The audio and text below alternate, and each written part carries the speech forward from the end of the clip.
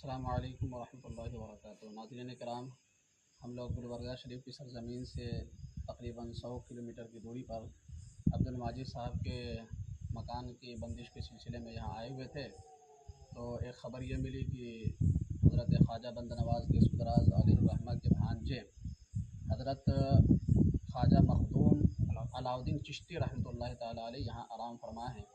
تو ان کی بارگاہ میں ہم لوگ حاضری کی نیت سے آئے ہیں، ساتھ میں استاد العاملین حضرت سیدنا صوفی اطہر القادری صاحب بھی ہیں۔ عزیزہ ناظرین کرام، یہ جو حضرت یہاں جلوہ فرما ہیں، ان کے بے شمار کرامتیں ہیں، لیکن چونکہ ہم یہاں نئے ہیں، ہم ان کی کرامت سے بے خبر ہیں۔ بس اتنا سمجھ لیں کہ جو لوگ اپنی مرادیں اور منتیں لے کر یہاں پر آتے ہیں، اللہ تبارک و تعالیٰ اپنے اس محبوب بندے حضرت خواجہ مخدوم علاء الدین چشتی رحمۃ اللہ علیہ کے صدقے میں آنے والے کی تمام مرادیں اور تمام منتیں پوری فرماتا ہے۔ آمین۔ السلام علیکم ورحمۃ اللہ وبرکاتہ۔